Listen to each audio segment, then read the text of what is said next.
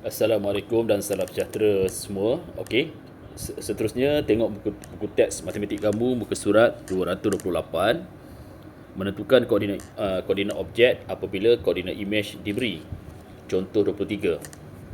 Sekiranya k prime koordinat dia negatif 2, negatif 3 ialah imej bagi k di bawah putaran 90 darjah ikut arah jam pada titik L.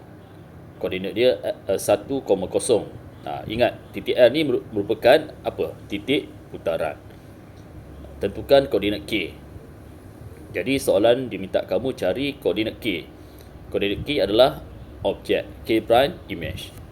Okey, jadi penyelesaian dia, langkah pertama, terbalikkan arah putaran untuk mencari koordinat objek iaitu titik K. Sebab di sini diberi koordinat image dan diminta kamu cari koordinat objek. Jadi kalau dinyatakan dalam soalan imej bagi K di bawah putaran 90 darjah ikut arah jam. Jadi kalau nak cari objek, dia akan jadi terbalik. Dia akan jadi lawan arah jam. Jadi kamu kena terbalikkan arah putaran untuk mencari koordinat objek iaitu titik K. Jadi mula-mula kamu sambungkan dulu titik K prime dengan titik L, iaitu titik putaran. Guna pembaris sambung. Kemudian guna jangka lukis, cari sudut 90 darjah bagi sudut K prime, L dan juga K. Okey. Dan kamu bina satu garis garis lurus LK ya. Macam mana nak tahu garis lurus LK ni? Okey, kena guna protektor, kena cari sudut 90 darjah. Dan daripada K prime ke K, ingat dia akan jadi lawan arah jam, dia akan jadi terbalik. Okey, akan jadi terbalik. Jadi gunakan kaedah seperti mana yang kita belajar dalam contoh kedua tadi. Okey, gunakan jangka lukis. Okey, kemudian kamu letakkan hujung jangka lukis yang ada jarum pada titik L dan satu lagi hujung jangka lukis yang ada pensel pada titik K prime.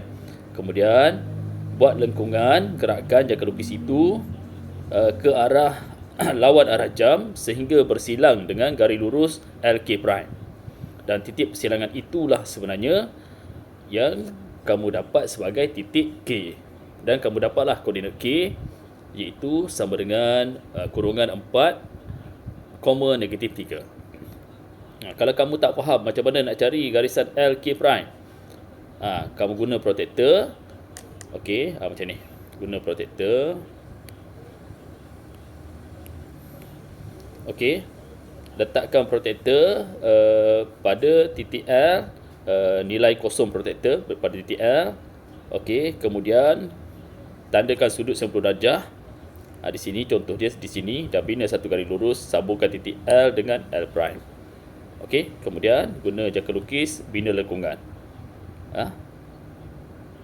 Lengkungan sehingga bersilang dengan titik L K ini. Dan titik persilangan inilah sebenarnya adalah koordinat untuk K. Alright. Okey, itu adalah contoh 23. Okey, seterusnya kita teruskan dengan contoh selanjutnya. Okey, kita tengok subtopik 11.5, translasi, pantulan, putaran sebagai satu isometri. Okey. 11.5.1. Hubungan translasi, pantulan dan putaran dengan isometri. Okey, anda telah mempelajari transformasi bagi translasi, pantulan dan putaran bagi suatu objek. Masing-masing mempunyai sifat tertentu. Okey, perhatikan rajah di sebelah. Dapatkah anda mengenali transformasi bagi imej 1? Tengok imej 1. Imej 1 tu kalau tengok objek, apakah jenis transformasi?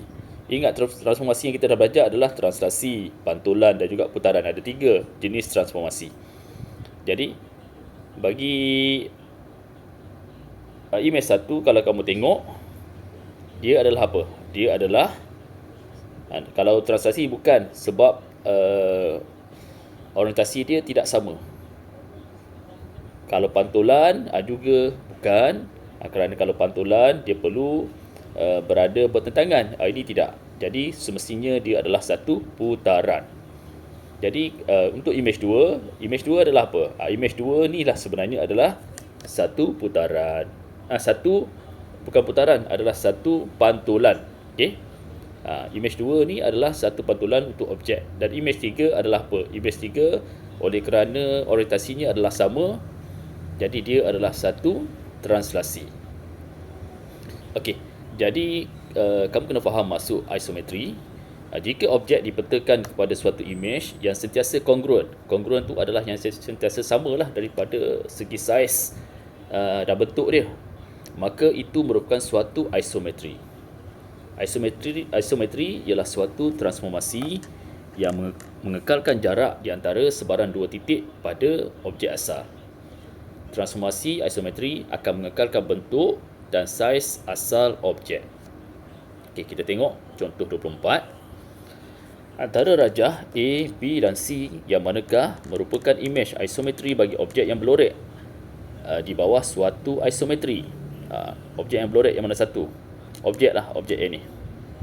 Jadi kalau kamu perhatikan A dia adalah kongruen, dia sama bentuk, sama saiz dengan objek. Jadi A ialah image isometri kerana bentuk dan saiznya sama.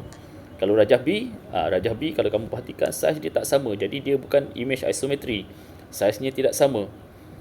Kalau rajah C pun bukan isometri kerana bentuk dan saiznya tidak sama.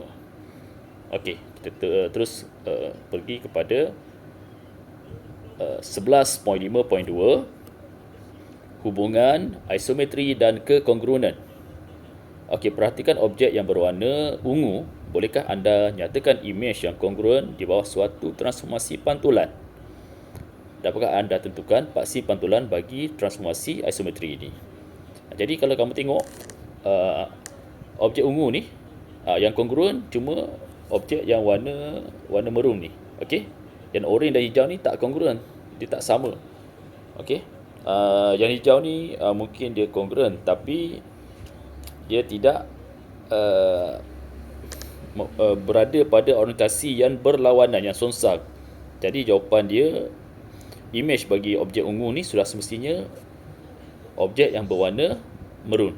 Itu adalah image bagi transformasi pantulan untuk objek ungu. Okey, tengok imbas kembali. Dua rajah adalah kongruen jika bentuk dan saiz adalah sama. Okey. Jadi segitiga ABC dan KLM adalah kongruen di bawah suatu translasi. Okey, seterusnya. Okey, di bawah suatu isometri, objek dan image adalah sama bentuk dan sama saiz. Oleh itu, objek dan image adalah kongruen. Isometri adalah transformasi yang image-nya kongruen dengan objek. Ini kena ingat. Okey, seterusnya kita tengok contoh 25. Okey, objek A, B dan C dan D adalah kongruen. Nyatakan isometri yang memetakan objek A kepada objek B. Okey, kamu kena kenal pasti daripada objek A ke objek B. Apakah jenis transformasi dia? Okey, macam mana nak buat? Okey, tengok objek A ke objek B. Objek A dengan objek B. Okey, dia punya orientasinya adalah tidak sama. Jadi kalau orientasi tidak sama, dia bukan translasi. Kemudian kamu tengok adakah orientasinya adalah sonsang? Dia tidak sonsang. Kalau tidak sonsang, maksudnya bukan pantulan. Kalau pantulan bukan, translasi bukan, so semestinya dia adalah putaran. Jadi jawapan untuk A adalah putaran. Putaran. Okey, untuk B pula. Okey. B, objek A kepada objek C. Objek A kepada objek C. Okey, jadi kalau kamu tengok orientasi dia sama tak? A dengan C. Dan kedua objek A dan objek C ni adalah kongruen ke tak? Ya, dia kongruen. Jadi dia adalah merupakan suatu transformasi translasi. Ingat. Jadi jawapan dia adalah translasi. Okey. Kemudian tengok pula yang C. Objek A kepada objek D. Objek A kepada objek D. Jadi ini kalau kamu tengok pun kamu boleh faham. Kedua-dua objek A dan objek D ni adalah kongruen, sama saiz. dan orientasinya adalah songsang, dia terbalik. Jadi kalau bila orientasi dia adalah songsang terbalik, sudah pasti dia adalah pantulan. Dia adalah pantulan. Jadi jawapan dia adalah pantulan. Okey. Alright, kita tengok pula kepada subtopik 11.5.3. Penyelesaian masalah. Apabila menamakan poligon yang kongruen, tertib huruf mesti berdasarkan bucu atau sudut yang sepadan. Okey. Jadi sisi 4 ABCD dan sisi 4 SRQP adalah kongruen. Okey, kerana dia mempunyai titik-titik yang sepadan lah. Bentuk dia, saiz dia adalah sama. Jadi kalau kamu tengok titik A dia sepadan dengan titik apa? Titik A adalah sepadan dengan titik S. Titik D adalah sepadan dengan titik P. Dan titik B adalah sepadan dengan titik R. Begitu juga titik C adalah sepadan dengan titik Q. Okey. Sekarang kita tengok contoh 26. Okey, soalan dia dalam rajah di sebelah ABCD ialah imej bagi PQCS di bawah suatu isometri. Diberi DCS ialah garis lurus. Hitung sudut PQC. Okey, dia minta kamu cari sudut PQC. Alright, nak cari sudut PQC. Mana sudut PQC? Sudut PQC. Sudut PQC adalah sudut ini. Ini adalah sudut PQC. Okey, sudut PQC. Okey. Jadi, kalau nak cari sudut PQC, okey, kamu kena mula-mula sekali kena fahami masalah di mana diberikan bahawa ABCD ialah imej bagi PQCS dan DCS ialah garis lurus dan sudut PQC adalah sebahagian daripada sudut segi 4 PQCS. Okey. Kemudian kamu kena rancang strategi. Okey, kamu kena tentukan sudut QCS. Sudut QCS. Nak cari sudut QCS macam mana? Okey. Gunakan jumlah sudut bagi satu garis lurus. Ingat, jumlah sudut bagi satu garis lurus adalah 180 darjah. Okey. Jumlah sudut bagi satu garis lurus adalah 180 darjah. Okey, iaitu sudut ini ke sini adalah 180 darjah. Okey, kemudian kamu tolak dengan sudut 50 darjah ini, sudut BCQ 50 darjah ni. Tolak sudut 50 darjah. Kemudian kamu bahagi dua. Kenapa bahagi dua? Kerana sudut di sini adalah sama dengan sudut di sini. Okey. Jadi kamu dapatlah sudut QCS. Sudut QCS adalah sama dengan sudut BCD. Okey. Alright. Kerana dia adalah isometri. Maksudnya imej dia dan objek adalah kongruen, sama saiz. Jadi kamu dapatlah sudut QCS sama dengan 65 darjah. Okey, lepas tu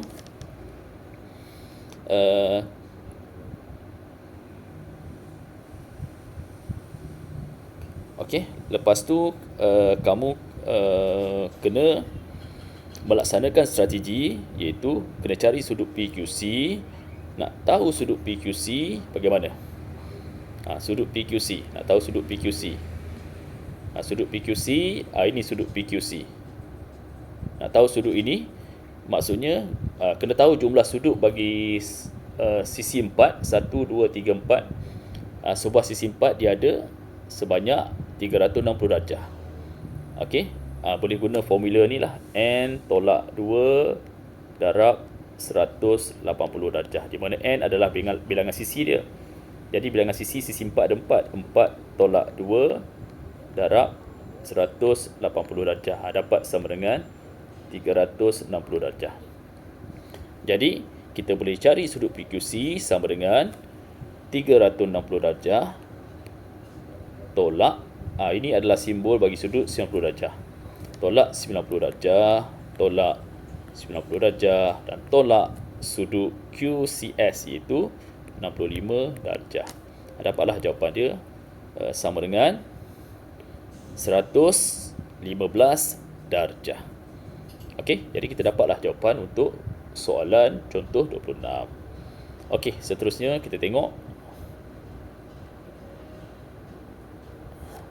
Kita tengok contoh yang seterusnya. Okey, kita tengok pada subtopik yang seterusnya, iaitu 11.6, simetri putaran. Ini boleh buka buku teks matematik kamu muka surat 234. Okey. 11.6.1, simetri putaran. Suatu bentuk mempunyai simetri putaran jika bentuk tersebut tidak berubah selepas putaran walaupun kurang daripada satu putaran. Okey, alright. Okey, tengok nota kat sini ya.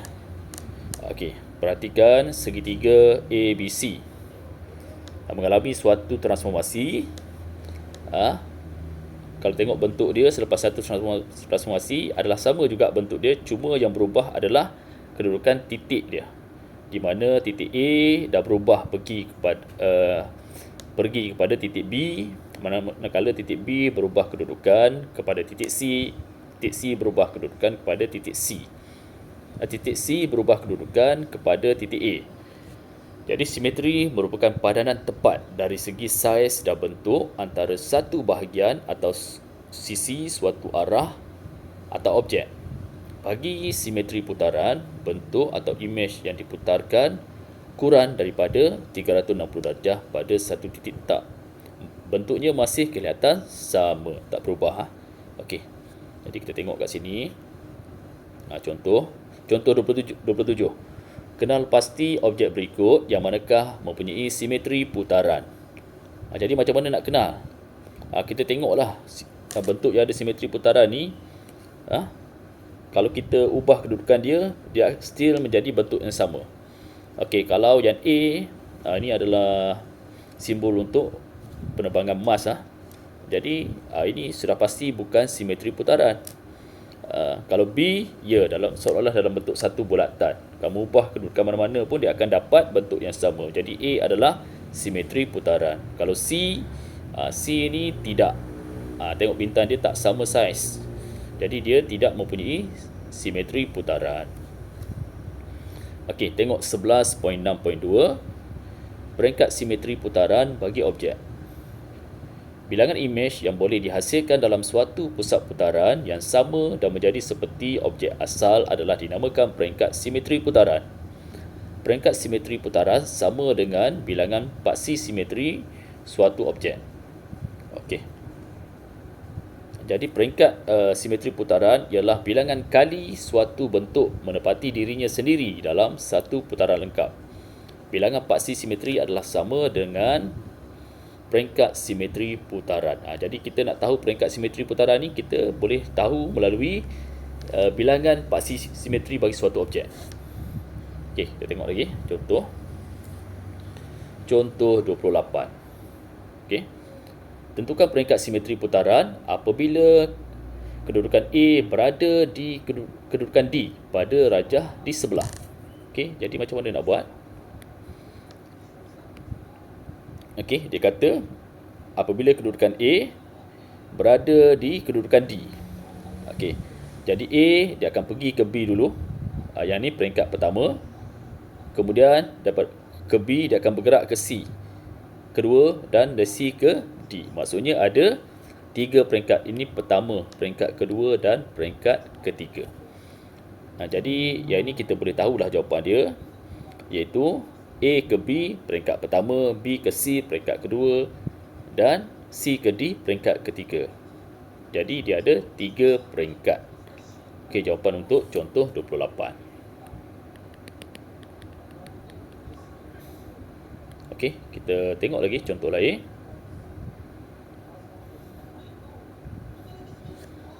Contoh lain. Contoh lain dah tak ada lah. Okey, jadi itu saja pembelajaran kita berkaitan contoh 11. Kamu cuba buat latihan dan ada dalam tajuk contoh dalam bab 11 ni. Dan kalau ada masalah berkaitan latihan tersebut, bolehlah tanya cikgu dalam grup Telegram ni. Okey, alright. Sekian, terima kasih.